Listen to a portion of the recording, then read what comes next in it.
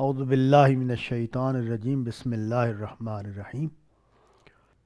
یہ روایت ہے، ایک واقعے سے شروع ہوئی ہے کہ پہلا شخص جس نے عید کے خطبے کو بدل دیا وہ مروان ہے، اور ایک آدمی کھڑا ہوا اور اس نے کہا کہ خطبے سے پہلے نماز ہوگی، تو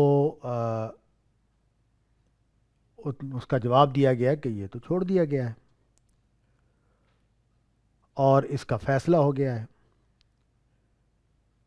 تو انہوں نے کہا کہ میں اس کے خلاف بات کر رہا ہوں، اور نبی صلی اللہ علیہ وسلم کے ایک ارشاد کا حوالہ دیا اور یہ کہا کہ رسول اللہ صلی اللہ علیہ وسلم نے فرمایا تھا کہ تم میں سے کوئی بھی اگر کسی برائی کو دیکھے تو اپنے ہاتھ سے اس کو ہٹا دے، اور اگر وہ یہ نہ کر سکتا ہو تو اپنی زبان سے، اگر یہ نہ کر سکتا ہو تو اپنے دل میں برا جانے۔ اور یہ ایمان کا کمزور درجہ ہے۔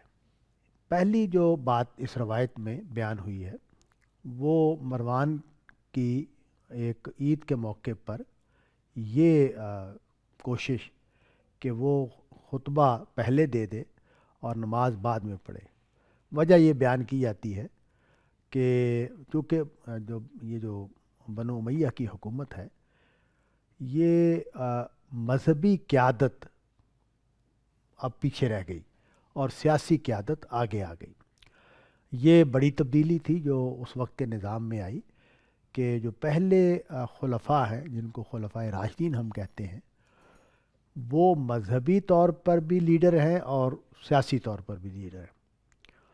ان کو لوگ اپنا مقتدا مانتے ہیں دونوں پہلوؤں سے، اس پہلو سے بھی مقتدا مانتے ہیں کہ وہ ان کے سیاسی رہنما ہیں، وہ ملک کا نظام چلا رہے ہیں، ان کا حکم چلے گا، ان کے فیصلے نافذ ہوں گے، اور دوسری طرف ان کے بارے میں یہ اعتماد بھی ہے کہ وہ نبی صلی اللہ علیہ وسلم سے تربیت پائے ہوئے ہیں، اور جو دین وہ بتائیں گے یا جس دین پر وہ عمل کریں گے وہ دین حق ہے۔ تو یہ اعتماد بھی ان کو حاصل تھا۔ جب بنو امیہ کی حکومت آ گئی تو اس میں حضرت معاویہ کے زمانے تک تو بڑی حد تک یہ تسلسل قائم رہا، اگرچہ ان کو وہ مقام امت میں نہیں مانا جاتا جو ابو بکر و عمر کا ہے، لیکن ان کو وہ چونکہ ایک متصل نظام میں تھے تو وہ روایت چلتی رہی کسی حد تک۔ جب بنو امیہ کے دوسرے لوگ حکمران بنے تو وہ جو ریلیشن شپ کا ایک پہلو ہے وہ بریک ہو گیا۔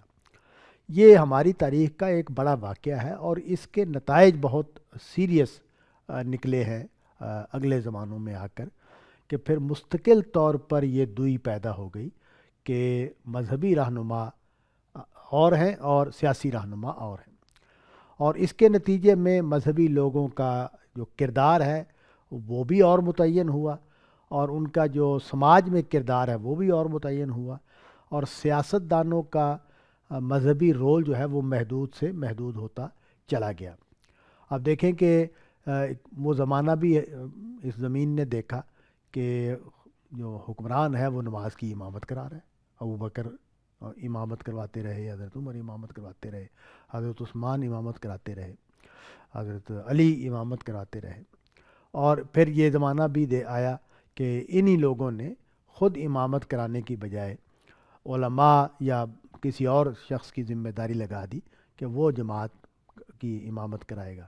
تو ظاہر ہے یہ بھی ایک بہت بڑی تبدیلی ہے، اور وہ جو دین اور سیاست کی جدائی ہے اس کا بیج پڑ گیا۔ تو ایک تو یہ پہلو ہے اس جو مروان والے واقعے کا یہاں روایت میں حوالہ ہے، تو اس کی ایک غیر معمولی اہمیت ہے اس پہلو سے کہ یہ اصل میں انڈیکیشن ہے کہ اب جو ریاست ہے اس کا رخ کیا بنے گا مسلم سٹیٹ کا۔ اور یہ جو واقعہ ہے جس پر احتجاج ہوا ہے اس زمانے میں وہ غیر معمولی ہے۔ اس سے ایک اور بات سامنے آتی ہے، اور وہ بات یہ سامنے آتی ہے، اور میرے استاد غامدی صاحب نے اس کو بہت نمایاں کیا ہے اور اس کو بڑی اہمیت دی ہے اپنے اصولی مباحث میں، وہ یہ ہے کہ ہمارے دین کا ایک حصہ جو منتقل ہو رہا ہے وہ اجماع اور تواتر سے منتقل ہو رہا ہے، اور اس میں اگر تبدیلی کوئی کرے گا تو وہ فوراً ریکارڈ پر آ جائے گی، فوراً اس کے اوپر بحث شروع ہو جائے گی، اس لیے کہ وہ اختلاف کا اس میں محل نہیں ہے، متفقہ ہے، پوری امت اس پر متفقہ، اور اس میں علماء کا لفظ بھی نہیں آتا۔ ہماری جو پرانی فقہ کی کتابیں ہیں وہ اجماع المسلمون کے لفظ سے اس طرح کی تراکیب استعمال کرتے ہیں دین کے ان معاملات کو بیان کرنے کے لیے جن پر مسلمانوں کا اجماع ہے۔ تو یہ بھی اسی طرح کی چیز ہے کہ نبی صلی اللہ علیہ وسلم نے جو عید کی نمازیں پڑھائیں تو ان میں خطبہ جو ہے وہ بعد میں دیا، یعنی پہلے 2 رکعت نماز پڑھی گئی اور اس کے بعد نبی صلی اللہ علیہ وسلم نے 2 خطبے دیے۔ تو اس نے آ کر مروان نے اس اندیشے کے تحت کہ میں اگر بعد میں خطبہ دوں گا تو لوگ خطبہ سنے بغیر چلے جائیں گے اور بیٹھیں گے نہیں، تو اس نے یہ ہوشیاری کی کہ میں خطبے پہلے دے دیتا ہوں تاکہ لوگ بیٹھ کے سن لیں اور اس کے بعد میں نماز پڑھا دوں گا۔ تو اسی وقت اس کے اوپر احتجاج ہوا، لوگ یہ صاحب کہہ رہے ہیں کہ یہ اٹھ کے کھڑے ہو گئے اور انہوں نے کہا کہ یہ بات تو ٹھیک نہیں ہے، خطبہ جو ہے وہ عید کے نماز پڑھانے کے بعد دیا جائے گا۔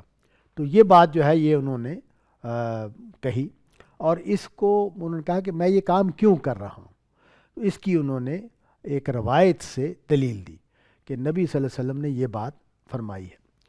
یہ روایت جو ہے یہ ہمارے ہاں بہت ڈسکس ہوئی ہے، اس لیے کہ جب ہمارے ہاں دعوت کا کام آرگنائز کرنا شروع کیا اور خاص طور پر جب لوگوں نے ایک دوسرے کو حق کی طرف بلانے کا کام شروع کیا تو اس میں یہ پرابلم پیدا ہوئی کہ بھئی یہ ذمہ داری کس نوعیت کی ہے، اور یہ جو گفتگو ہے یہ اس پر بہت کچھ لکھا گیا ہے پچھلے 100-150 سال میں، اور بہت سارے لوگوں نے دعوت کیسے دی جاتی ہے، دعوت کے نتائج کیسے نکلتے ہیں، دعوت کا دائرہ کار کیا ہے، ان بہت سارے سوالوں کا جواب دیا ہے۔ تو اس میں یہ روایت بڑی اہمیت رکھتی ہے کہ یہ روایت یہ بتاتی ہے کہ ہر شخص منکر کا استحصال کرنے کا ذمہ دار ہے۔ اچھا، اس میں پھر یہ بھی بتایا گیا ہے کہ جو آخری جملہ ہے کہ جب کوئی شخص دل میں برا جانے گا تو یہ ایمان کا کمزور ترین درجہ ہے، تو اس سے لوگوں نے یہ سمجھا ہے کہ اس کے 3 درجے بنتے ہیں۔ پہلا درجہ ہاتھ سے منکر کا مقابلہ کرنا ہے، دوسرا درجہ زبان سے منکر کا مقابلہ کرنا ہے، اور تیسرا درجہ جو ہے وہ یہ ہے کہ کوئی شخص بالکل ہی بے طاقت محسوس کرتا ہے، ہمت نہیں اپنے اندر پاتا، تو اس کا مطلب یہ ہے کہ اس کا ایمان بہت کمزور ہے، تو وہ دل میں برا جاننے پر قناعت کر رہا ہے۔ تو یہ بات جو ہے ان کے لیے اس کو اس معنی میں بھی لیا گیا۔ تو یہ دونوں پہلو جو ہے اس روایت کے لیے گئے ہیں، وہ ان پر کلام کرنے کی ضرورت ہے۔ پہلی بات جو ہے وہ یہ ہے کہ یہ ذمہ داری کس نوعیت کی ہے۔ تو اس میں استاد گرامی نے ایک نقطہ پیدا کیا ہے، اور وہ یہ ہے، میں پہلے عرض کر دیا کہ عام طور پر جب یہ روایت ہمارے ہاں پڑھی جا رہی تھی، پیش کی جا رہی تھی، تو اس معنی میں پیش کی جا رہی تھی کہ ہر مسلمان کی یہ ذمہ داری ہے کہ وہ جہاں بھی منکر دیکھے اس کے خاتمے کا کردار ادا کرے، یغیرہ بیدہ، وہ اس کو اپنے ہاتھ سے ہٹا دے۔ تو یہ بات جو ہے، اور اس کو کہا گیا کہ یہ سب سے بڑا درجہ ہے ایمان کا، یہ شخص کا ایمان بہت مضبوط ہے، بہت طاقتور ہے۔ اس کے نتیجے میں جو پرابلم پیدا ہوئی ہمارے معاشرے میں وہ یہ کہ جو مذہبی طبقات ہیں انہوں نے اپنے متشددانہ ایٹیچیوڈ کے لیے اس روایت کو بطور دلیل پیش کرنا شروع کر دیا۔ تو اب ظاہر ہے اس پر ضروری تھا کہ جو مختلف نقطہ نظر کے لوگ ہیں اس پر کام کریں، اس پر سوچیں کہ اس روایت کا مطلب کیا ہے، اور اس کا یہ نتیجہ قابل قبول ہے یا نہیں قابل قبول ہے۔ کیا نبی صلی اللہ علیہ وسلم یہ کہہ رہے ہیں کہ ہر آدمی کے ہاتھ میں، جس کے پاس ایمان کی طاقت ہو، اس کے ہاتھ میں ڈنڈا ہونا چاہیے، اور وہ جہاں بھی منکر کو دیکھے وہ ڈنڈا استعمال کرے اور اس منکر کا مقابلہ کرے۔ تو یہ بہت بنیادی اور ضروری سوال ہے جس پر کلام کرنے کی ضرورت ہے، بات کرنے کی ضرورت ہے۔ اس سے پہلے کہ میں اس روایت پر بات کروں، ہم قرآن مجید کی طرف رجوع کرتے ہیں۔ میں اس نشست میں یہ بات بار بار بیان کرتا آ رہا ہوں کہ دین کا کوئی بھی تصور جب زیر بحث آئے گا تو سب سے پہلے ہم یہ دیکھیں گے کہ قرآن مجید میں اس کے بارے میں کیا بات بیان ہوئی ہے۔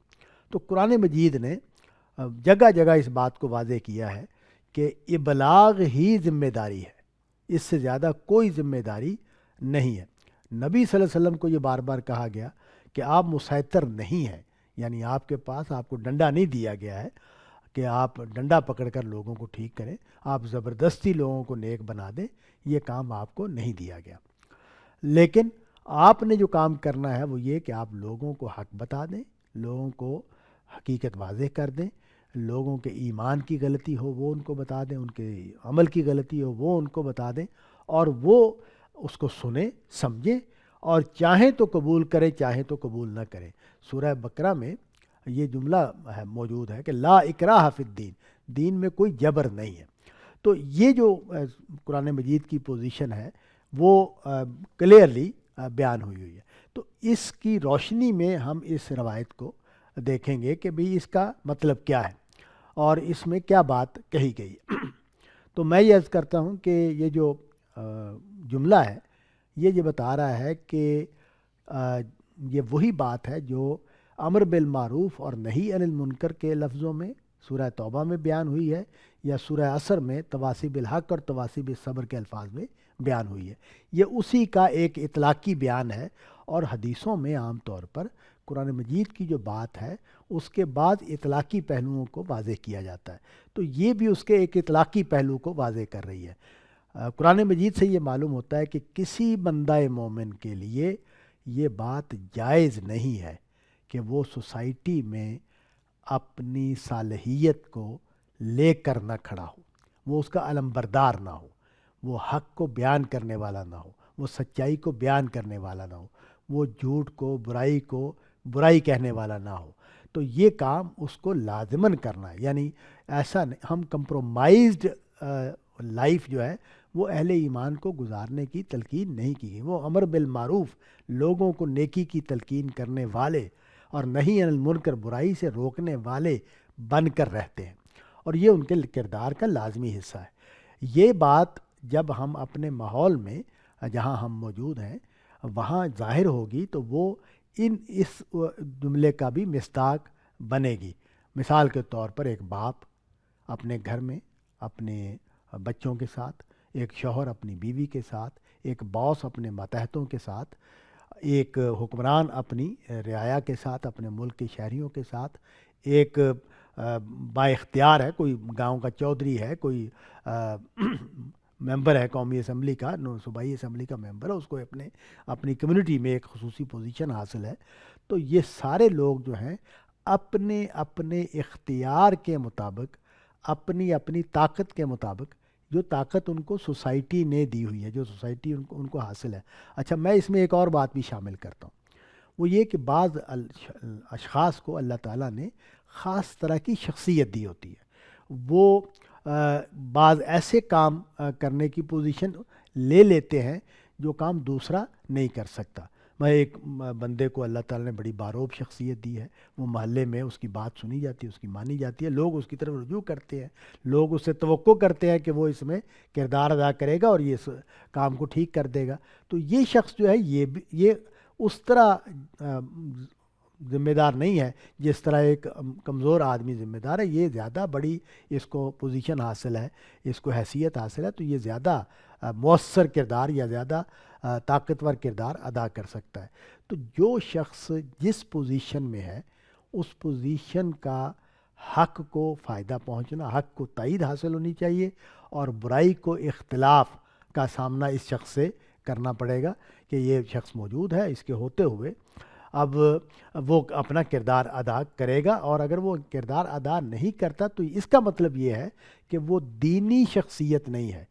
دینی شخصیت جو ہے اس کے کردار کا یہ لازمی حصہ ہے کہ وہ اپنے ماحول میں، اپنے سماج میں اپنی پوزیشن کے مطابق حق کے ساتھ کھڑا ہے، انصاف کے ساتھ کھڑا ہے، عدل کے ساتھ کھڑا ہے، توحید کے ساتھ کھڑا ہے، وہ نیکی کے ساتھ کھڑا ہے، اور وہ برائی کا مخالف ہے، اور اس میں وہ جو کردار اس کو ادا کرنا چاہیے وہ ادا کرتا ہے اور عملی اقدام کرتا ہے۔ یہ جو کہا نا فَلْيُغَيِّرْهُ بِيَدِهِ، تو اس کا مطلب یہ کہ وہ عملی اقدام کرے گا۔ مثلا ایک آدمی جو ہے وہ یہ دیکھ رہا ہے کہ میرے محلے میں فلاں برائی ہو رہی ہے، اور وہ ہے کمزور سا آدمی، لیکن سمجھدار ہے، پڑھا لکھا آدمی ہے، وہ تھانے چلا جاتا ہے، پولیس کو جا کے کہتا ہے جی میرے محلے میں فلاں صاحب جو ہیں وہ یہ اس طرح کی ایکٹیویٹیز کر رہے ہیں۔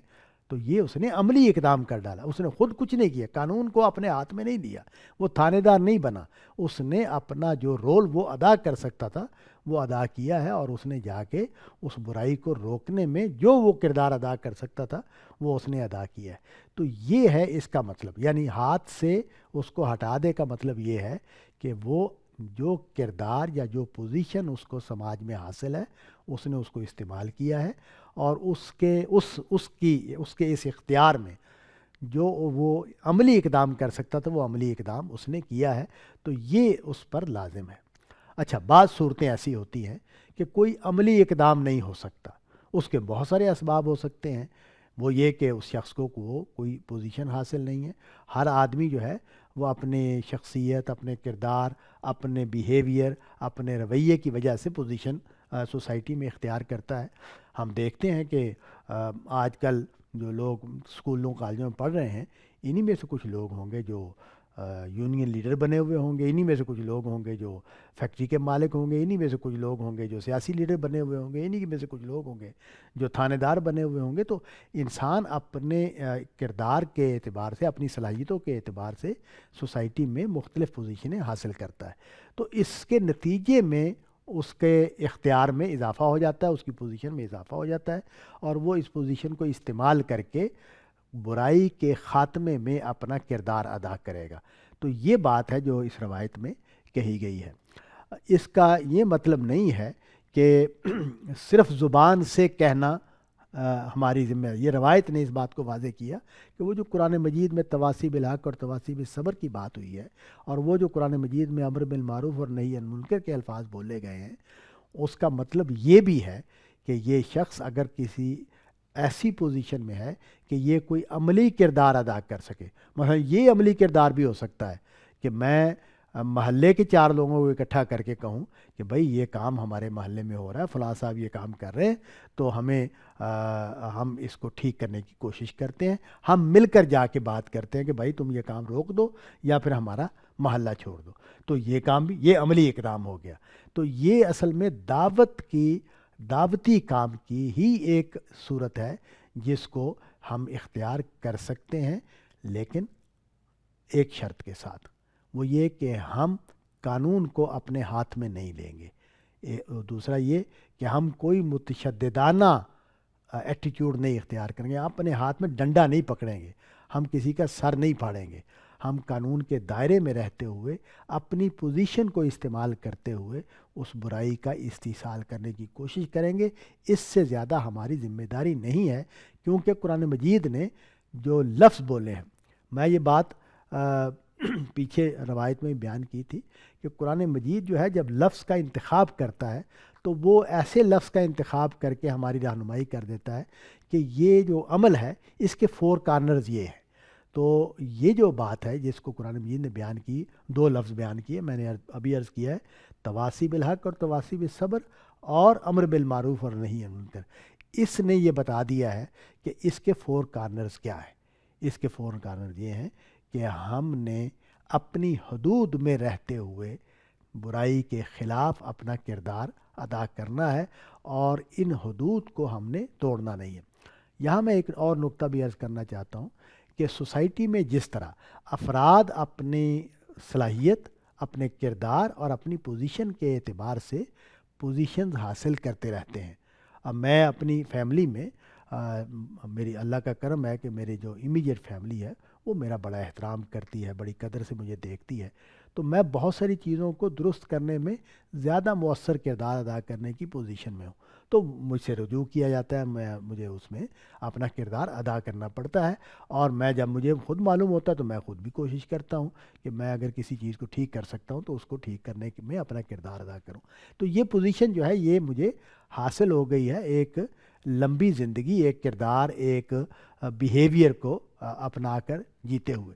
تو ایسے ہی سوسائٹی میں مختلف لوگوں کو مختلف پوزیشنز حاصل ہوتی ہیں، تو ان کے اوپر ذمہ داری بڑھ جاتی ہے، اور جن لوگوں کو یہ پوزیشن حاصل نہیں ہے، نوجوان ہیں، ابھی انہوں نے آگے بڑھنا ہے، تو اس زمانے میں ان کا کردار جو ہے وہ دوسرا کردار ہوگا کہ زبان سے بات کریں۔ اچھا، زبان سے بات کرنے میں بھی میں یہ عرض کروں کہ مثال کے طور پر ایک شخص کا، ایک لڑکا ہے، نوجوان ہے، اس کے والد صاحب کوئی ایسی بات کر رہے ہیں جو خلاف حق ہے، تو اب یہ اس کے پاس اس سے زیادہ کوئی اختیار نہیں ہے کہ یہ، جیسے حضرت ابراہیم علیہ السلام کا قرآن مجید نے نقل کیا کہ وہ ابا جان کہہ کے بات کر رہے ہیں، تو وہ بڑے احترام کے ساتھ، پورے احترام کو ملحوظ رکھتے ہوئے اپنے والد کے ساتھ بات کرے گا، اور بات سے آگے اس کے پاس کوئی پوزیشن ہی نہیں ہے کہ وہ بات کرے۔ تو اس کا مطلب یہ ہے کہ یہ جو کہا گیا کہ اگر وہ ہاتھ سے نہیں کر سکتا، تو اس کا مطلب یہ نہیں ہے کہ وہ ہاتھ سے کرنے کی ایمانی طاقت نہیں رکھتا، اس کا مطلب یہ ہے کہ وہ ہاتھ سے کرنے کے اس کے پاس یہ سوسائٹی کے نارمز کے اعتبار سے اس کے پاس یہ اختیار یا پوزیشن نہیں ہے۔ اگر تھانے دار جو ہے وہ یہ کام کرے، اگر باپ جو ہے اپنے بچوں کے ساتھ یہ کام کرے، تو وہ اس کا مطلب یہ ہے کہ وہ کمزوری دکھا رہا ہے۔ اگر وہ، جس کو یہ پوزیشن حاصل ہے، وہ عملی اقدام کرے گا، اور میں نے یہ عرض کر دیا کہ اس کی اجازت نہیں ہے کہ وہ قانون کو اپنے ہاتھ میں لے، اس کی اجازت نہیں ہے کہ وہ تشدد کرے، جیسے ہمارے ہاں بعض تنظیموں نے موسیقی کے پروگراموں پر ہلہ بول دیا، یا کوئی تفریح کا پروگرام چل رہا ہے، یا کوئی لڑکا اور لڑکی اگر کہیں ان کو اکٹھے مل جاتے ہیں تو ان کو مارتے پیٹتے ہیں، تو یہ کام جو ہے یہ کرنے کی اجازت نہیں ہے۔ ہمارا کام صرف یہ ہے کہ ہم تلقین کریں، بتا دیں کہ بھئی یہ بات غلط ہے، یہ بات ٹھیک نہیں ہے، اور اگر کوئی چیز خلاف قانون ہو رہی ہے تو قانون وہاں آ کے اپنا عمل کرے گا۔ ہم قانون کو، یعنی دیکھیں مثال کے طور پر میری یہ رائے ہے کہ اس موقع پر فلاں ملک پر ہمیں فوج بھیج کے جنگ کرنی چاہیے، تو اب یہ بات ہمیں معلوم ہے کہ جنگ کرنے کا اختیار حکومت کے پاس ہوتا ہے، حکومت کے بغیر جنگ نہیں ہو سکتی، اور میں جتھا بنا لوں اور میں جنگ شروع کر دوں، تو یہ میں نے صحیح کام نہیں کیا۔ اب یہ سارا کام اسلام کے نام پر ہو رہا ہے، اسلام کی خاطر ہو رہا ہے، اور اسلام یعنی قرآن مجید یا حدیث کوٹ کر کے اپنے عمل کی تصویب کی جا رہی ہے، تو یہ بات درست نہیں ہے۔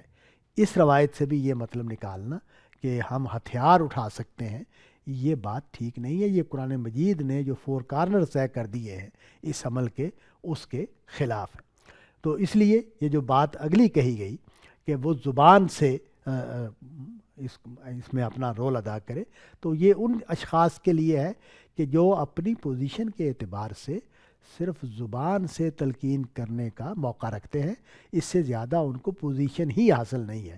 اس کے بھی مختلف اسباب ہو سکتے ہیں، جیسے کہ میں نے کچھ چیزوں کی طرف اشارہ کیا کہ انسان کو جو پوزیشنز حاصل ہوتی ہیں وہ یا تو فیملی روایات کی وجہ سے حاصل ہوتی ہیں، والد کو حیثیت حاصل ہے، شوہر کو حیثیت حاصل ہے، دادا نانا کو حیثیت حاصل ہے، یا کچھ اشخاص جو ہیں فیملی میں اپنے وسائل کی وجہ سے، اپنی صلاحیت کی وجہ سے غیر معمولی پوزیشن حاصل کر لیتے ہیں، تو ان کو حاصل ہے، وہ عملاً کردار ادا کریں گے، اور جن لوگوں کو یہ پوزیشن حاصل نہیں ہے وہ بھی پیچھے نہیں رہیں گے، وہ اپنے قول سے، بات چیت کے ذریعے سے یہ کردار ادا کریں گے، اور یہ پوزیشن واضح رہنی چاہیے۔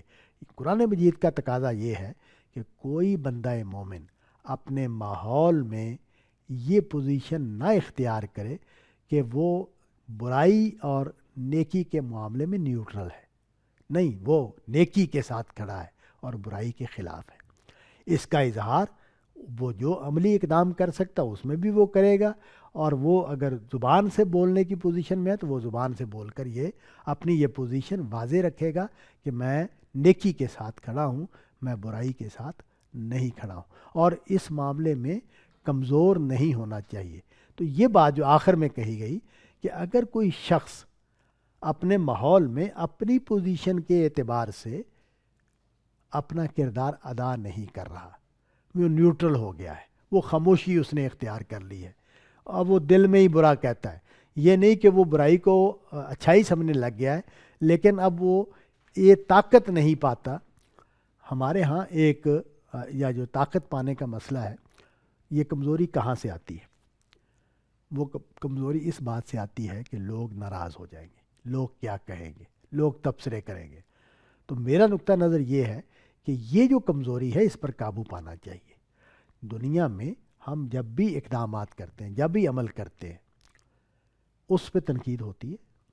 یہ ہمارے جو دنیاوی کام ہیں ان پہ بھی تنقید ہوتی ہے۔ ہم کوئی کپڑے پہن لیتے ہیں، ہم کوئی کھانا بناتے ہیں، ہم کوئی گھر میں کوئی کام کرتے ہیں، دفتر میں کوئی کام کرتے ہیں، تو وہاں ہمارے کام کے خلاف رائے رکھنے والے موجود ہوتے ہیں۔ تو یہ بات ہمیں روکتی نہیں ہے کہ ہم اپنے کام نہ کریں، ہم اپنے کام کرتے ہیں اور ان پر تنقید کو بھی فیس کرتے رہتے ہیں، اور کبھی اس کو ٹال کر، کبھی اگنور کر کے، کبھی اس کی وضاحت کر کے، اور کبھی اپنی اصلاح کر کے اب اس عمل کو جاری رکھتے ہیں۔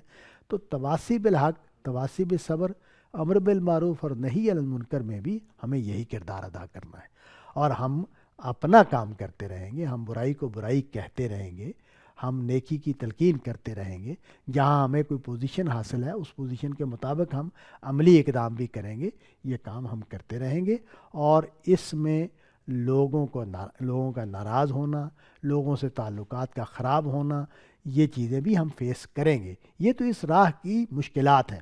دیکھیں، کوئی بھی کردار آپ ادا کریں، اس کی کچھ قیمتیں ہیں جو ہمیں دینی ہے، اور وہ قیمت دینے کا نتیجہ وہ اجر کی صورت میں ہے۔ یہ جو قرآن مجید نے بیان کیا نا کہ تمہاری جانوں اور مالوں سے ہم نے سودا کر لیا ہے جنت کا، تم اپنی جان اور مال لگاؤ، ہم تمہیں جنت دیں گے۔ تو یہ جو جان اور مال ہے، یہ بڑی تعبیر ہے اس بات کو بیان کرنے کے لیے کہ دنیا میں حق کا ساتھ دینے کی ایک قیمت ہے جو تمہیں دینی ہے۔ تو وہ قیمت ہمیں دینی پڑتی ہے، اور وہ اس میں ایک قیمت یہ ہے کہ بعض اوقات ہمیں ناراضیوں کو سہنا پڑتا ہے، بعض اوقات ہمیں تبصروں کو سہنا پڑتا ہے، بعض اوقات ہمیں ریجیکشن کو سہنا پڑتا ہے، بعض اوقات ہمیں بے عزتی کو سہنا پڑتا ہے۔ تو یہ کام ہمیں یہ قیمت ہم نے دینی ہے، اور اسی سے ہمیں ہمارے اندر وہ کمزوری پیدا ہوتی ہے۔ دوسرا مسئلہ جو ہے وہ بھی اس میں پیش نظر رہنا چاہیے، وہ یہ ہے کہ ہمیں یہ محسوس ہوتا ہے، جیسے ہم یہ دیکھتے ہیں کہ مکے میں جو کشمکش برپا ہوئی نبی صلی اللہ علیہ وسلم کے ساتھ، تو اس میں ایک خوف، بہت سارے خوف تھے وہاں، ایک خوف لوگوں کو یہ بھی تھا کہ اگر ہم نے اسلام قبول کر لیا تو ہماری معیشت اور معاشرت کے جو سیٹ اپ بنے ہوئے ہیں وہ ٹوٹ جائیں گے، اور ہمیں نقصان سے گزرنا پڑے گا، اور گزرنا پڑا۔ جن لوگوں نے ہجرت حبشہ کی ہے، جن لوگوں نے مدینہ کی طرف ہجرت کی ہے، انہوں نے مال اور اپنے گھر، بہت کچھ سے ان کو ہاتھ دھونا پڑا، اور بڑی تنگ دستی کی زندگی مدینہ میں آ کر 4 5 سال 6 سال 7 سال گزاری، تو یہ سب کچھ ان کو سہنا پڑا۔ تو یہ چیز جو ہے یہ ایک خوف بنتی ہے۔ تو دنیا میں جو بڑی چیزیں ہیں وہ یہی ہیں جن سے انسان کو گزرنا پڑتا ہے۔ تو یہ حق کا ساتھ دینے، حق کے لیے کھڑا ہونے کی قیمت ہے جو ہمیں دینی پڑتی ہے۔ تو یہ کمزوری نہیں آنی چاہیے۔ اس پر اس روایت میں تنبیہ کی ہے کہ یہ اضعف الایمان ہے، یہ کمزور ترین درجہ ہے ایمان کا، کہ کوئی بندہ زبان سے بھی نہ کہہ پا رہا ہو، زبان بھی نہ کھول پا رہا ہو کسی برائی کے خلاف۔ تو وضاحت میں نے یہ کی ہے اس روایت کی، کہ یہ روایت یہ بتاتی ہے کہ قرآن مجید نے جو تواصی بالحق اور تواصی بالصبر کی تلقین کی ہے، اور امر بالمعروف اور نہی عن المنکر کا حکم دیا ہے، اس کا عملی ظہور 2 صورتوں میں ہوتا ہے۔ ایک صورت تو یہ ہے کہ آپ اس برائی کے خلاف جو کردار ادا کر سکتے ہیں وہ کردار ادا کریں، اور دوسرا یہ کہ آپ اپنی زبان سے واضح کریں کہ آپ اس بات کو ٹھیک نہیں سمجھتے، آپ اس بات کو غلط کہتے ہیں اور یہ بات نہیں ہونی چاہیے، تلقین کرتے ہیں دوسروں کو کہ بھائی یہ کام نہ کرو۔ تو یہ بات جو ہے، یہ کردار ہمیں لازماً ادا کرنا ہے اپنے دائرہ کار میں، اپنے ماحول میں رہتے ہوئے۔ اچھا، یہ میں عرض کر دوں کہ یہ بات تو ہمیں معلوم ہے کہ میرا دائرہ کار جو ہے وہ کیا ہے، وہ میرے دوست احباب ہیں، وہ میرا محلہ ہے، وہ میرا خاندان ہے، تو یہ میرا امیڈیٹ دائرہ کار ہے۔ اچھا، میں کچھ زیادہ صلاحیت رکھتا ہوں تو ظاہر ہے میرا جو دائرہ کار ہے وہ خود بخود بڑھ جاتا ہے۔ اب لوگ محلے میں مجھے بلا لیتے ہیں، میں پنچایت میں بیٹھنے لگ گیا ہوں، لوگ مجھ سے مشورہ کرنے لگ گئے ہیں، لوگ مجھے اپنے کاموں میں، اپنے فیصلوں میں شریک کرنے لگ گئے، تو یہ اس کے نتیجے میں میرا دائرہ کار اور بڑھ گیا ہے، مجھے کوئی پوزیشن حاصل ہو گئی، اختیار حاصل ہو گیا ہے، میں نے الیکشن لڑ کے کوئی پوزیشن لے لیا، میں بیوروکریسی میں چلا گیا ہوں، مجھے افسر بنا دیا گیا، تو میرے دائرہ کار میں اضافہ ہو گیا ہے۔ تو یہ جو چیزیں ہیں یہ میرے دائرہ عمل کو نیچرلی بڑھا دیتی ہیں، اور مجھے اپنے دائرہ کار میں اپنی پوزیشن کے مطابق اپنا یہ کردار ادا کرنا ہے دونوں صورتوں میں، اور میں جتنا مرضی طاقتور ہو جاؤں، میرے پاس دونوں طرح کے امکانات موجود ہوتے ہیں۔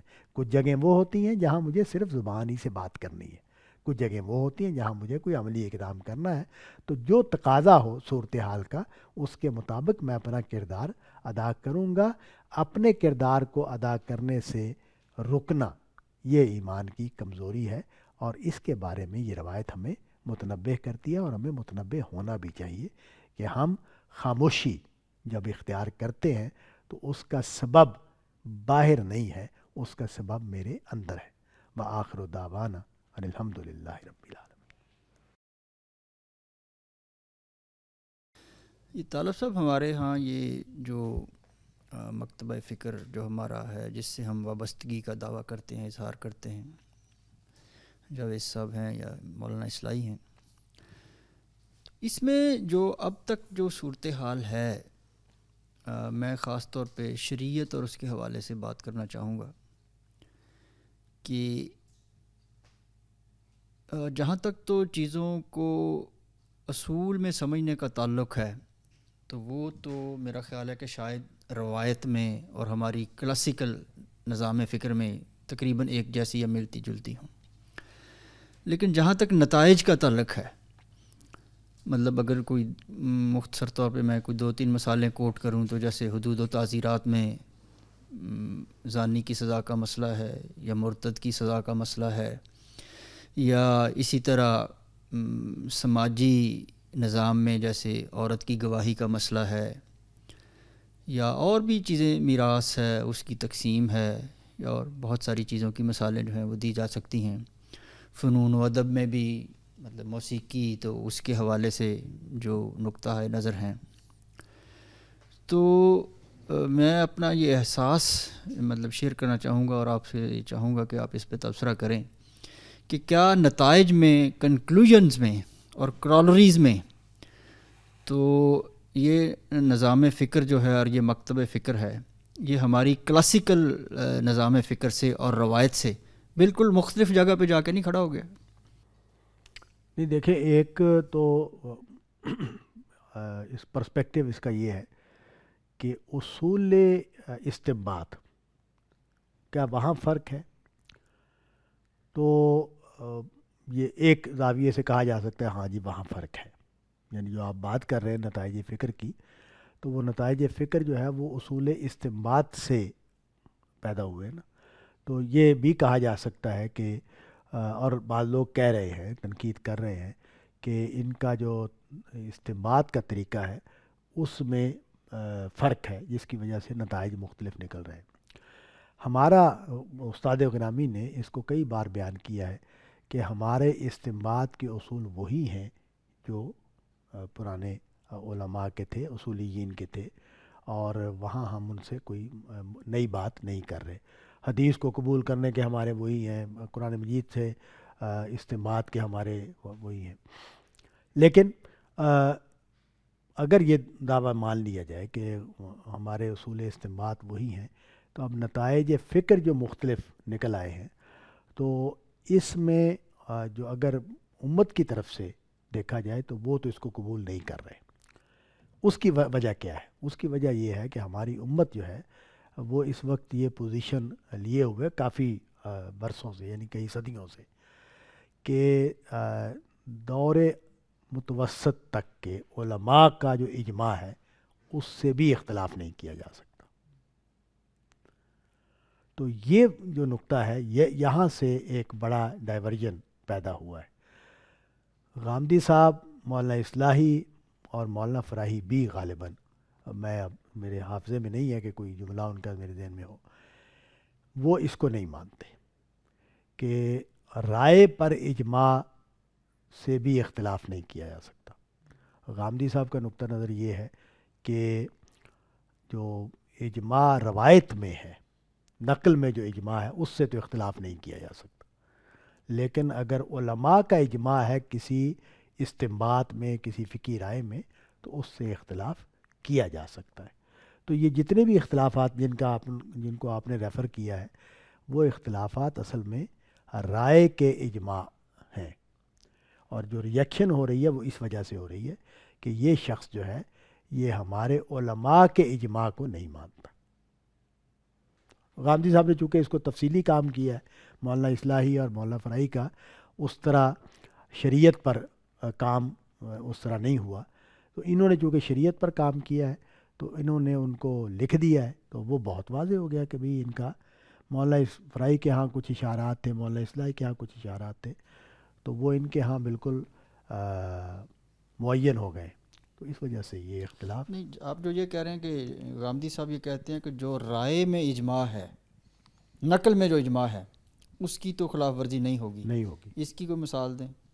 مثال کے طور پر نماز پڑھنے کا طریقہ، تو نماز پڑھنے کا جو طریقہ اجماعی ہے اس میں کوئی اختلاف نہیں ہو سکتا۔ جیسے آپ دیکھیں نا کہ شیعہ حضرات جو ہے وہ نماز کا جو خاتمہ کرتے ہیں وہ سلام کے ساتھ نہیں کرتے، تو ہم نہیں قبول کریں گے اس کو لیے۔ ہمارے نزدیک السلام علیکم ورحمۃ اللہ کہہ کے نماز کا اختتام کرنا، یہ اس پر اجماع ہے۔ اچھا، دوسرا میرا سوال یہ ہے کہ کوئی بھی کلام ہے، کوئی کتاب بھی ہو سکتی ہے، کوئی افسانہ بھی ہو سکتا ہے، کوئی فکشن بھی ہو سکتی ہے، کوئی شجرہ بھی ہو سکتا ہے، کوئی نظم بھی ہو سکتی ہے، کیا اس کا کوئی ایک مرکزی مضمون یا مرکزی خیال ہوتا ہے؟ یہ آپ زیادہ سیریس بات آپ نے کی ہے، پہلی بات جو ابھی ہے نا اگلی بات اس سے زیادہ سیریس ہے۔ اچھا، اصل میں دیکھیں یہ ایک تھیری ہے کہ جس کو ادبی تحریکوں میں اسٹرکچرلزم کہا جاتا ہے، کہ ہر جو کلام ہے وہ ایک ہیئت میں ہوتا ہے، اور اس کا ایک آغاز اور اس کا ایک انجام اور اس کا ایک ٹرنک ہوتا ہے، اور اس کے بغیر کوئی کلام ہوتا ہی نہیں ہے۔ تو یہ ایک تھیری ہے۔ اس کے برعکس تھیری بھی موجود ہے، ایسا نہیں ہے کہ سارے لوگ، سارے ادب کے ماہرین جو ہیں وہ اس کو مانتے ہیں۔ تو ہمارے جو مکتب فکر ہے اس میں مولانا فراہی نے یہ کہا کہ میں نے جب قرآن مجید پر کام کیا ہے تو میں اس نتیجے پر پہنچا ہوں کہ قرآن مجید کی صورتیں جو ہیں وہ سٹرکچر میں ہیں۔ تو اب یہ ایک علمی نقطہ نظر ہے، اور اس سے اختلاف بھی کیا جا سکتا ہے کہ کوئی نقطہ نظر یہ کہہ سکتا ہے، اور پرانے علماء ہمارے کہتے آ رہے تھے کہ نہیں، کوئی سٹرکچر نہیں ہے۔ ہمارے جو پرانے علماء ہیں وہ یہ جملہ تو نہیں بولتے جو ہمارے ہاں بولا جاتا ہے کہ قرآن مجید میں بغیر سوچے سمجھے آیتیں رکھ دی گئی ہیں، یہ نہیں کہتا کوئی بھی پرانے ہمارے جو لوگ ہیں، لیکن وہ یہ کہتے ہیں کہ جس طرح کا سٹرکچر ہمارے مضامین میں ہوتا ہے، قرآن مجید میں اس طرح کا سٹرکچر نہیں ہے۔ اور میرا اپنا رجحان بھی اس طرف ہے کہ سٹرکچر پر دوبارہ غور ہونا چاہیے کہ قرآن مجید کی صورتیں جو ہیں ان میں کس نوعیت کا نظم ہے۔ مولانا مودودی کی ایک رائے ہے، مولانا مودودی کی رائے مختلف ہے، وہ بھی نظم کے قائل ہیں لیکن ان کی رائے مختلف ہے۔ ہمارے پرانے لوگوں میں راضی نظم کے قائل ہیں، ان کی رائے مختلف ہے. یہ جدید علماء میں سے مفتی شفیع صاحب نظم کے قائل ہیں لیکن رائے مختلف ہے. تو یہ ایک باقاعدہ ایک علمی موضوع یہ ہے. سبجیکٹو چیز ہے آپ کے خیال میں؟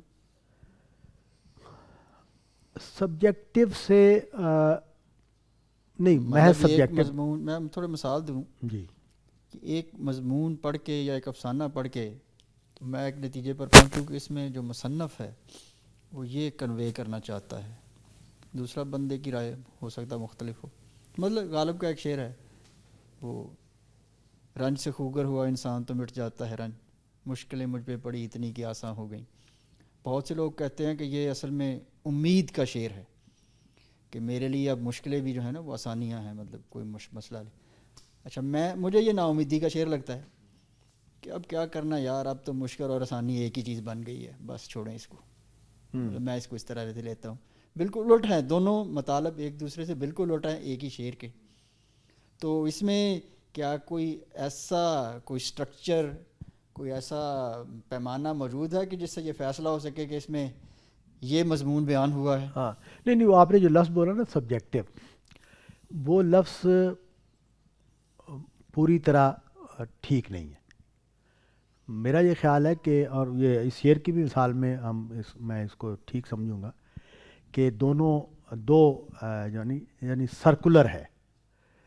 سبجیکٹو کا مطلب تو یہ ہے نا کہ میں نے سوچا اور میں نے طے کر دیا، نہیں اس طرح نہیں ہے.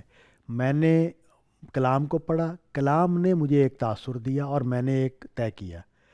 اب یہ پھر ریپیٹ ہو سکتا ہے کہ جب میں نے کلام کو ایک معنی دے کر سمجھا تو کلام نے اس کو قبول کر لیا تو مجھے لگا کہ ٹھیک ہے میں نے جو میں سمجھا ہے.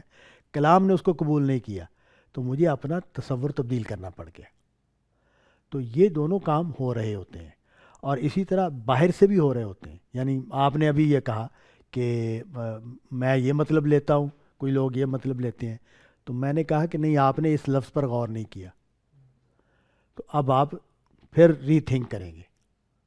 اور یہ ہو سکتا ہے کہ آپ یہ واپس نہ لیں اپنی بات کو. آپ یہ کہیں گے نہیں میری بات ہی ٹھیک ہے لیکن اس لفظ میں یہ بات بھی بیان ہو گئی ہے. تو یہ سارے کام ہوتے رہتے ہیں. تو محض یہ کہنا کہ یہ سبجیکٹو ہے یہ ٹھیک نہیں ہے. یعنی غامدی صاحب کا جو کام ہے، اب غامدی صاحب نے یہ کمال یہ کیا ہے کہ مولانا اصلاحی کی طرح تفسیر میں نئی نظم کو بیان کیا، انہوں نے ترجمہ کرتے وقت نظم کو بیان کر دیا ہے. تو اب ہم اور غامدی صاحب کے ہاں ایک اور چیز بھی ہے، وہ کسی وقت اس پر بات ہو سکتی ہے کہ غامدی صاحب جو ہیں وہ صورت کو کس پرسپیکٹیو میں رکھ کر ایک سٹرکچر میں لے کے جاتے ہیں. تو اس پر وہ جو سارا کام ہے اس پر تنقید کیسے ہوگی، جس کی وجہ سے میں نے سبجیکٹیو کے لفظ کو، وہ تنقید لفظوں سے ہوگی، یعنی زبان کے کرافٹ سے ہوگی نا، اگر زبان کے کرافٹ سے ہوگی. اور اس میں یہ تقریباً 100% امکان ہے کہ آپ سے ایک نتیجے پہ پہنچ جائیں. یہ پھر اگلی پیچیدگی ہے کہ چونکہ انسانی عقل جو ہے وہ اسٹریٹ لائن میں نہیں چلتی، تو اس وجہ سے مولانا فراہی نے بہت ہی بڑا جملہ ان کا، غامدی صاحب تو اس کو بہت زیادہ کوٹ کرتے ہیں کہ یا علم میں کمی ہوتی ہے یا تدبر میں کمی ہوتی ہے. تو یہ جو جملہ ہے یہ خود بتا رہا ہے کہ علم اور تدبر یہ تو سبجیکٹو ہو گئے. علم میرا، تدبر بھی میں کر رہا ہوں، تو نتائج اس سے پیدا ہو رہے ہیں. تو اس کو کیسے ٹھیک کیا جائے گا؟ یہ تو پھر ایک ایسی بات ہو گئی کہ جس کے نتیجے میں مسلسل، یعنی غامدی صاحب بڑی مشہور میں پیش کرتا رہتا ہوں، مولانا اصلاحی نے لکھا ہے کہ حضرت مسیح علیہ السلام کو زندہ اٹھا لیا گیا. دلیل کیا دی ہے انہوں نے؟ دلیل یہ دی ہے کہ رسول جو ہے اس کو یہ نہیں ہو سکتا کہ اس کو مار دیا جائے. ٹھیک ہے، تو یہ اگر اللہ تعالیٰ نے ان کو اس موقع پر وفات دے دی تو نتیجہ کیسے نکلے گا؟ تو وفات نہیں ہونی چاہیے. تو یہ جو اب یہ کیا ہے، یہ قلت علم ہے یا قلت تدبر ہے؟ غامدی صاحب نے کہا کہ نہیں، توفا کا لفظ ہی کلیئر کر دیتا ہے کہ وفات ہوئی ہے. تو اب وہ کہیں گے کہ یہ مولانا اصلاحی جو ہیں ایک لفظ کو نظر انداز کر رہے ہیں. مولانا اصلاحی جو ہیں وہ ایک قانون رسالت کا ایک اطلاق یہاں نافذ کر رہے ہیں، اپلائی کر رہے ہیں. تو یہ جو گفتگو ہے اس میں اب یہ ہم اگر کہیں، اب آپ والی بات کریں کہ بھئی کیا یہ ممکن ہے کہ ایک ہی نتیجہ نکلے؟ عملاً تو ممکن نہیں،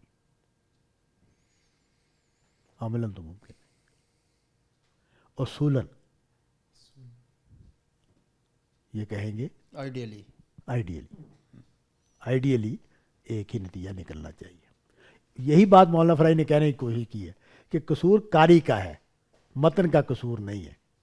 مولانا فرائی کا جملہ کیا کہہ رہا ہے کہ قصور کاری کا ہے، متن میں کوئی کمی نہیں ہے. لیکن بات میں یہ کہ جہاں تک غالب کے شعر کا تعلق ہے وہ تو چلے آپ داسمانی لے کے چلتے پھریں، کوئی مسئلہ نہیں پیدا ہوتا. لیکن اگر ایک کلام ہدایت ہے تو اس میں اگر اس طرح کا مطلب نکلا ہے کہ میں سمجھوں یہ یاس کا مضمون ہے، دوسرا بندہ کہے آس کا مضمون ہے، اور زبان کا کرافٹ بھی کوئی چیز سیٹل نہ کر رہا ہو، پھر ہاں لیکن وہ کیا ہدایت میں کوئی مسئلہ پیدا ہوتا ہے؟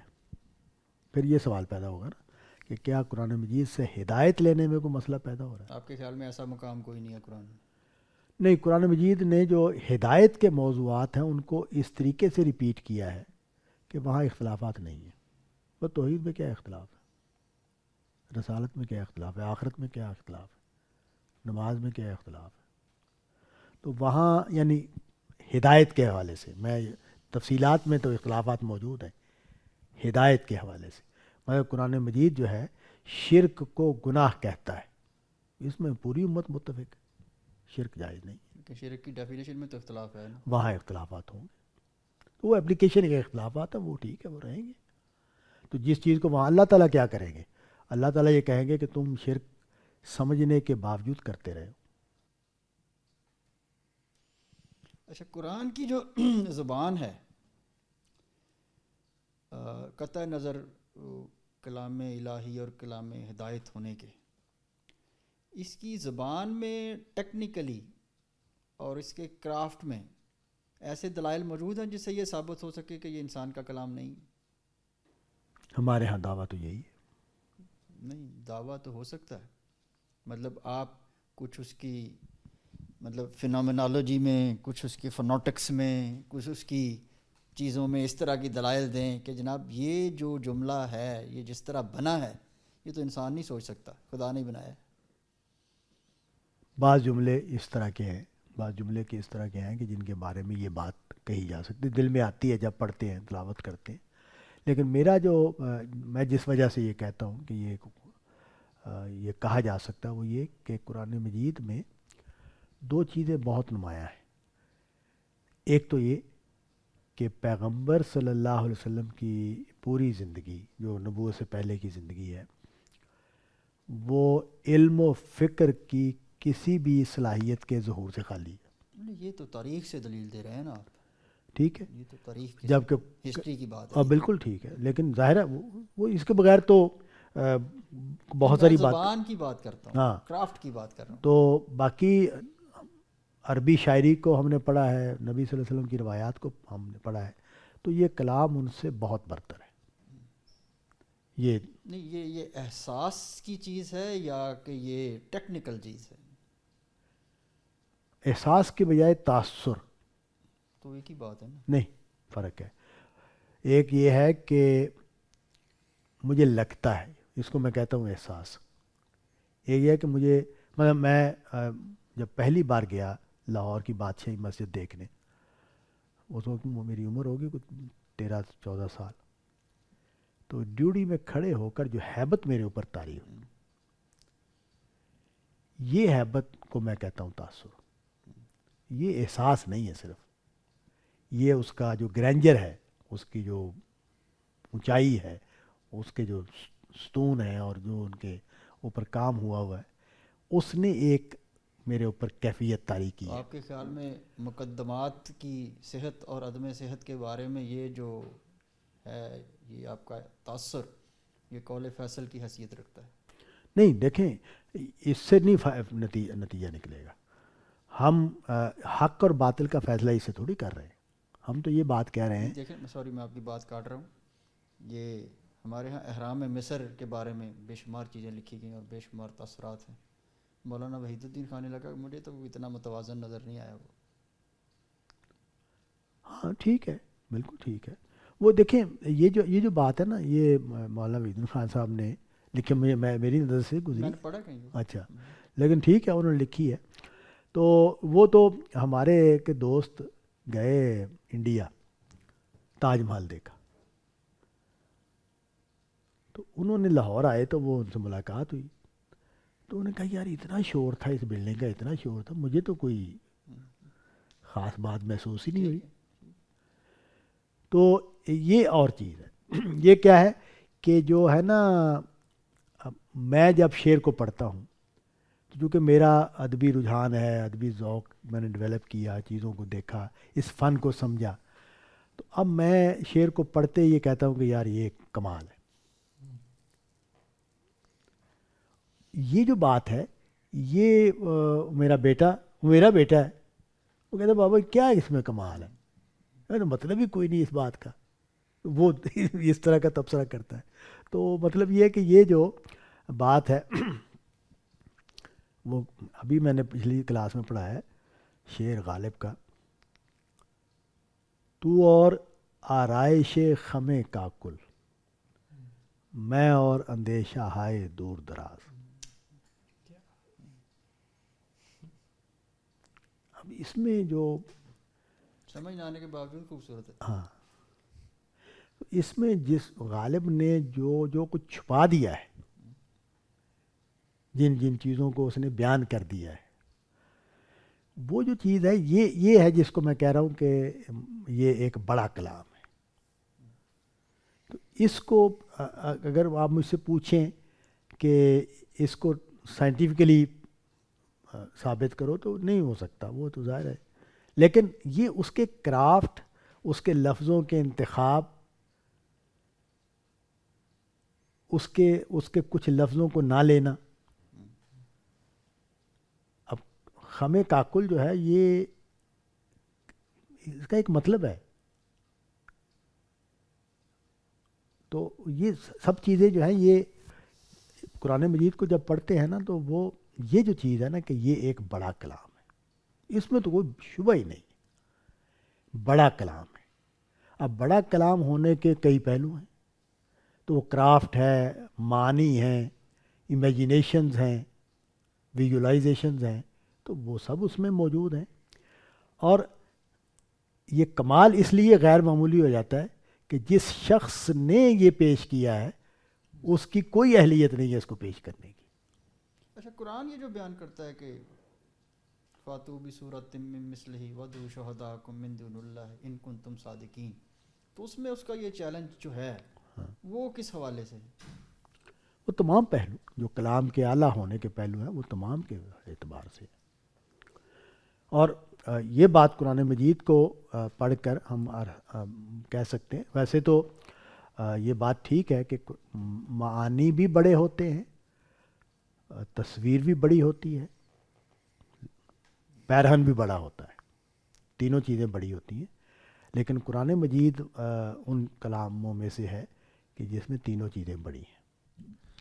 استاذ آپ نے آج کی حدیث جب شروع کی تو آپ نے کہا کہ یہ ایک خاص واقعے سے جڑی ہوئی ہے، اور ہم عموماً یہ دیکھتے ہیں کہ ہمارے ہاں یہ رویہ نہیں ہے کہ جب حدیث کو دیکھا جائے تو صرف ہم متن کے اوپر غور کرتے ہیں، اس کے ذیل میں یا اس موقع کے اوپر کیا واقعہ درپیش تھا، ہسٹوریکلی وہ کس مقام کی وہ بات ہے، وہ ہم اس پہ توجہ نہیں دیتے۔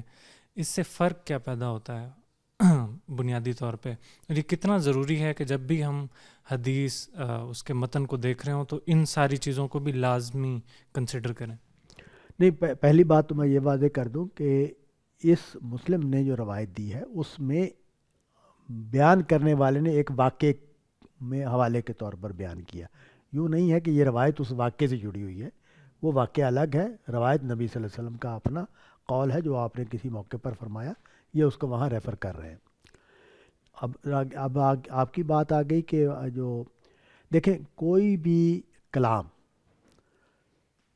کسی کانٹیکسٹ میں ہوتا ہے۔ ابھی میں ان کے سوالوں پر بات کرتے ہوئے کر رہا تھا کہ غامدی صاحب جب قرآن مجید کو کرتے ہیں، ترجمہ کرتے ہیں، تو وہ ایک کام کر رہے ہوتے ہیں مسلسل، وہ یہ کہ اس کلام کا کانٹیکسٹ یہ ہے، تو یہ جو کانٹیکسٹ ہے یہ ناگزیر ہے کلام کو سمجھنے کے لیے۔ اگر کسی کلام کو اس کے کانٹیکسٹ سے ہٹا دیا جائے تو اس کے معنی طے کرنے میں بڑی مشکلات پیدا ہو جاتی ہیں۔ اور ہم دیکھتے ہیں، اپنی زندگی میں دیکھتے ہیں کہ میں نے ایک بات کی ایک موقع پر، وہ بات کا کانٹیکسٹ جو ہے وہ آگے نہیں گیا اور اس کے معنی بدل گئے۔ ایک آدمی نے کہا کہ یہ طالب نے اصل میں میری بے عزتی کی ہے، حالانکہ وہ بندہ زیر بحث ہی نہیں تھا، بات ہی کسی اور واقعے اور اس بندے سے متعلق تھی۔ تو یہ جو چیز ہے یہ بہت اہم ہے کہ آپ اس کا کانٹیکسٹ جو ہے، اور ہمیں حدیثوں میں کام کرتے وقت اس کو بہت اہمیت ہم دیتے ہیں کہ اس بات کو نبی صلی اللہ علیہ وسلم نے کس پس منظر میں بیان کیا ہے، کیا صورتحال تھی، کیا واقعہ تھا جس میں یہ بات نبی صلی اللہ علیہ وسلم نے کہی ہے، تاکہ اس کا صحیح معنی سمجھا جائے۔ اور اس میں ہم سب سے زیادہ مدد قرآن مجید سے لیتے ہیں۔ اگر دین کا کوئی موضوع ہو، اگر کوئی تاریخی واقعہ ہے تو ظاہرہ اس کو دوسرے طریقے سے دیکھنا پڑے گا، لیکن اگر دین کا کوئی موضوع ہے، دین کی کوئی بات بیان ہو رہی ہے، تو وہ لازماً قرآن مجید، کیونکہ قرآن مجید ایسی کتاب ہے کہ جس میں جو بھی بات آ رہی ہے وہ ایک صورت میں آ رہی ہے، ایک سیاق و سباق میں آ رہی ہے، تو وہاں ہمیں بہت آسانی سے، اور قرآن مجید میں ریپیٹیشن بہت ہے، یعنی ایک بات کو 100 طریقوں سے بیان کر دیا۔ وہ جو یہ مسئلہ تھا نا کہ ہدایت کا، میں نے کہا کہ ہدایت میں کوئی پرابلم پیدا نہیں ہوتی قرآن مجید سے، تو اس میں ایک خوبی قرآن مجید کی یہ ہے کہ وہ باتیں کئی طریقوں سے کرتا ہے، تو اس وجہ سے وہ بہت طریقوں سے جب بات کی جائے تو وہ بڑی حد تک واضح ہو جاتی ہے۔ استاذ اسی درس میں ایک لفظ امامت کا بھی ذکر آیا۔ ہم اہل تشیع حضرات کے ساتھ اپنا جو ایک بڑا اختلاف دیکھتے ہیں، میں اس کو بہت بنیادی اختلاف سمجھتا ہوں کہ اگر وہ نہ ہو تو پھر ان کے ساتھ بہت سارے معاملات میں ہم ایک ہی جگہ پہ کھڑے ہیں، وہ ہے امامت ہی کا کانسیپٹ۔ تو اس کے داخل کر دینے کی وجہ سے ہم ان سے اتنا دور ہوئے ہیں، یا اس کی کوئی اور وجہ دیکھتے ہیں، اور وہ اصل میں وہ چیز کہاں سے پیدا ہوئی ان کے ہاں؟ دیکھیں، ایک تو یہ تو بڑی علمی بات آپ نے کہی کہ جو ہمارا ان سے بنیادی اختلاف ہے وہ کیا ہے، تو وہ بالکل ٹھیک ہے آپ کی بات کہ امامت کا اختلاف ہے، لیکن ایک تو ہے ہمارا اختلاف نقطہ ہے نظر کا، ایک ہے اس کے بعد جو ہمیں ریلیشن شپ ڈیولپ ہوا ہے ہمارے درمیان، تو وہ مخالفت کا ہے۔ یہ جو پرابلم ہے، اب دیکھیں مکتب غامدی ہے، اس میں بہت سارے نقطہ نظر بیان ہو رہے ہیں، شائع ہو رہے ہیں، تو لوگ اسے اختلاف کر رہے ہیں۔ اب اس کے اختلاف کا نتیجہ یہ نکلے کہ یہ مخالفت میں تبدیل ہو جائے، تو ظاہر ہے اب کچھ اقدامات ہونے لگ جائیں گے نا۔ یہ جو اقدامات ہیں یہ ہوئے ہیں دونوں طرف سے۔ آپ دیکھیں کہ پہلے جو 300 سال ہے مسلسل بغاوتیں کی ہیں، یہ کہہ سکتے ہیں کہ ہم نے جہاد کیا، وہ یہی کہیں گے کہ ہم نے جہاد کیا ہے، تو اب جب آپ ان کے نقطہ نظر سے وہ جہاد ہے، ادھر کے والے کو نقطہ نظر سے وہ بغاوتیں ہیں، تو اب جو دشمنی کا ریلیشن شپ ہے اس نے بہت سارے مسائل پیدا کیے ہیں۔ پھر جب انہوں نے حکومتیں حاصل کر لی، مطلب فاطمی سلطنت انہوں نے بنا لی، اور اس طرح ابھی جو انہوں نے ایرانی انقلاب کے بعد سلطنت بنائی ہے، تو انہوں نے جو پھر عملی اقدامات کیے ہیں اس نے بھی ایک اس خلیج کو بڑھایا ہے۔ تو یہ یعنی دونوں چیزیں ہیں، فکری اختلافات اور اس کے بعد ہونے والے عملی اقدامات اور فیصلے، تو دونوں جو ہے نا وہ اس سے یہ نتیجہ نکلتا ہے کہ اکٹھے نہیں ہو سکتے۔ استاذ جب ہم بات کرتے ہیں تعلیم دینے کی یا نہی عن المنکر کی، تو اس میں میں یہ دیکھتا ہوں کہ میں بطور طالب علم اگر دین کی تعلیم حاصل کر رہا ہوں تو میرے ذہن میں جب میں شروعات کرتا ہوں نا اپنے تعلیمی سفر کی، تو میرے ذہن میں ہوتا ہے کہ میں جب یہاں سے قابلیت حاصل کرنے کے بعد واپس میرے جو مخاطبین بنیں گے وہ میری اپنی قوم ہوگی، میرے اپنا قبیلہ. یعنی میں ڈیرہ غازی خان سے اگر میرا تعلق ہے تو میرے اولین مخاطب وہ بنتے ہیں اور مجھے وہاں پہ لوٹ جانا چاہیے. لیکن یہ تعلیم حاصل کرنے کے بعد میں خود کو تیار نہیں پاتا کہ میں واپس جاؤں وہاں پہ. میرے مخاطبین بالکل بدل گئے ہوتے ہیں.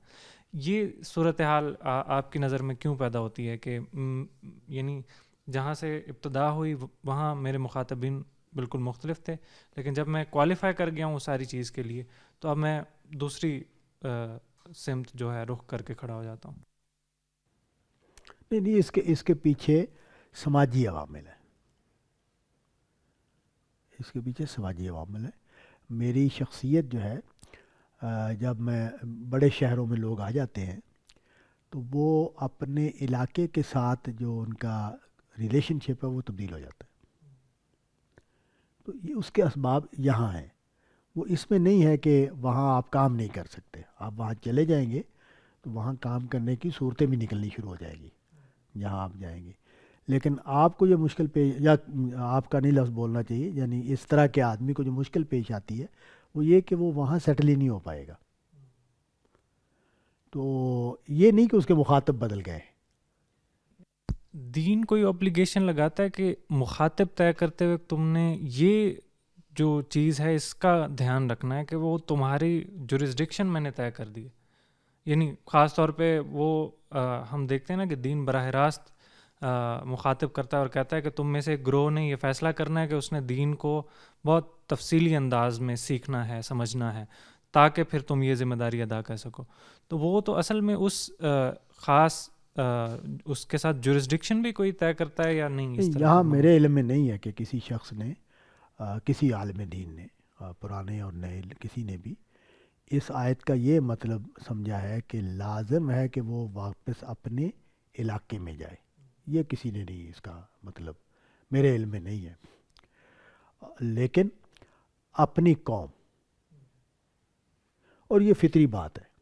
یعنی جو لوگ اس وقت باہر جا کے بیٹھے ہوئے ہیں، یہ صرف ہمارے ہی غامدی صاحب نہیں ہیں، ہر مکتب فکر کے لوگ باہر جا کے بیٹھے ہوئے ہیں، تو وہ اپنے لوگوں میں کام کرتے رہتے ہیں، اپنی قوم کے لوگوں کے ساتھ، اپنے اردو بولنے والوں کے ساتھ، پنجابی بولنے، ہندی بولنے والوں کے ساتھ وہ کام کرتے رہتے ہیں. تو یہ اتنی فطری بات ہے کہ اس میں الا یہ کہ کوئی شخص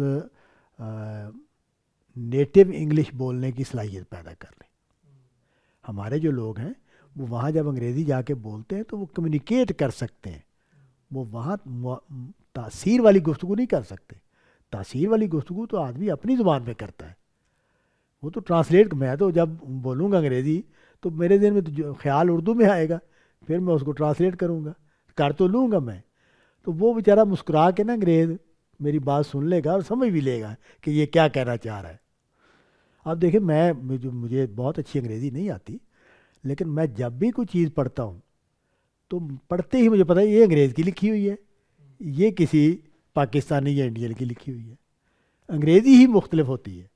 مطلب اگر آپ کسی کے اندر کوئی تبدیلی چاہتے ہیں تو پھر تو تاثیر کے بغیر گفتگو بے معنی ہے، اس کا تو پھر مقصد ہی کوئی نہیں. میں تو آپ ڈیرہ غازی خان کی بات کر رہے ہیں، میں جاتا رہا ہوں ایک زمانے میں وہاں، تو میں نے یہ محسوس کیا کہ وہاں لوگ سرائکی بولتے ہیں. تو وہ تو ان کی مہربانی کہ وہ اردو میں سن لیتے ہیں، مانتے ہیں بات کو. اگر مجھے سرائکی میں گفتگو کرنی ہے تو مجھے سرائکی ہونا چاہیے، ورنہ میں وہ رنگ ہی پیدا نہیں کر سکتا، وہ حسن ہی پیدا نہیں کر سکتا. استاذ، غلط عقائد کی اصلاح کے لیے یا جب بحث کا موقع ہے تو قرآن ہمیں خاص تعلیم دیتا ہے کہ تم نے خوبی سے بات کرنی ہے اور بحث بھی کرنی ہے تو اچھے طریقے سے. لیکن ہمارے ہاں یہ ہوتا ہے کہ ہمیں کسی کا کوئی غلط عقیدہ پتہ لگے تو ہم ایک جھگڑے والی صورتحال تک چلے جاتے ہیں. تو اس ہدایت کو پیش نظر رکھنا کتنا اہم ہے کہ جب بھی بات کرنی ہے خوبی سے کرنی، نہیں تو نہیں کرنی، کیونکہ یہ بنیادی شرط جادلہم باللتی ہے احسن، بہترین طریقے سے بات کرنی. اور جادل کا لفظ بول رہا ہے، بحث کرنی ہے تو بہترین طریقے سے بحث کرنی.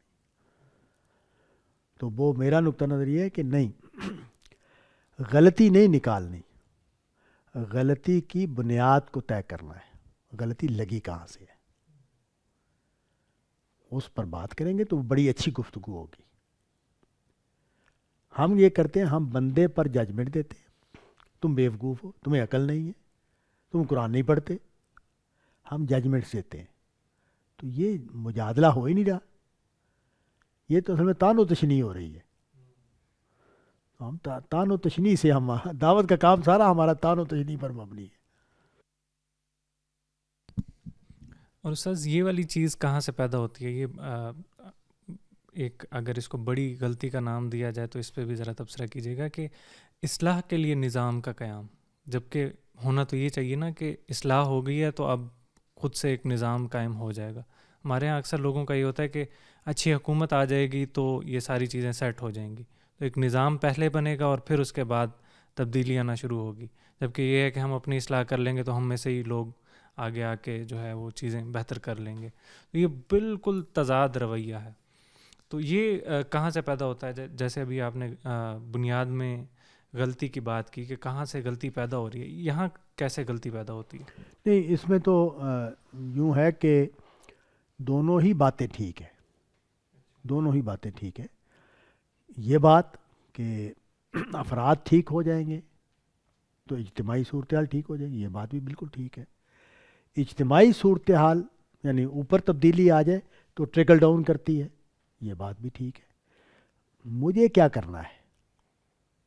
پرابلم یہاں ہے کہ مجھے کیا کرنا ہے۔ مجھے کرنا ہے اپنی صلاحیت کے مطابق کام۔ میرا کام طے ہوتا ہے میری صلاحیت سے۔ اگر میں پولیٹیکل کام کرنے کی اہلیت صلاحیت رکھتا ہوں تو مجھے وہاں سے کام ضرور کرنا چاہیے۔ مطلب میں اس کا قائل نہیں ہوں کہ وہ عمران خان ہے بڑا مشہور سیاستدان ہے ہمارے ہاں، تو اس نے سوشل خدمت کا کام بہت بڑے لیول پر کیا ہے۔ اس کے اندر اس کو ہمیشہ سے محسوس کرتا تھا کہ میرے اندر ایک پوٹینشیل ہے، میں ایک برا اور کام بھی کر سکتا ہوں۔ اوکے، کرے۔ اب جو غلطی ہے وہ کیا ہے؟ غلطی یہ ہے کہ ہم جنرلائز کرتے ہیں اپنے پرسن کو۔ مودودی صاحب جنرلائز کیا اپنے پرسن کو، یہ جو کام ہے نا یہ نہیں کرنا چاہیے۔ مودودی صاحب بڑے عالم آدمی ہیں، بہت بڑے دانشور آدمی ہیں، وہ ایک انقلاب کی جدوجہد کرنے کی اہلیت رکھنے والے آدمی ہیں، تو وہ کام کریں گے۔ وہ کرتے کیا ہے؟ وہ کرتے یہ ہے کہ یہ سب کا کام ہے، یہ نہ کریں۔ میرا کام ہے میں لوگوں کو تلقین کروں، لوگ میرے پاس آئیں، اپنے نفس کی اصلاح کریں، اپنے عمل کی اصلاح کریں، اپنے عقیدے کی اصلاح کریں، میرا اتنا ہی کام ہے۔ اور میں ایک خانقاہ میں ایک کوٹھڑی جھونپڑی میں بیٹھ کے یہ کام کر رہا ہوں، میں پورا کام کر رہا ہوں۔ یہ بات کہ بھی اصول، یہ اصول میں نے عرض کر دیا کہ دونوں باتیں ٹھیک ہیں۔ فرد کی اصلاح سے اجتماعیت ٹھیک ہوتی ہے، اوپر اصلاح ہو جائے، حکمران نیک آ جائے تو نیچے ٹریکل ڈاؤن کرتا ہے، تبدیلی آنی شروع ہو جاتی ہے۔ دونوں باتیں ٹھیک ہیں۔ مجھے کیا کام کرنا ہے؟ مجھے کام وہ کرنا ہے جو میری اہلیت ہے۔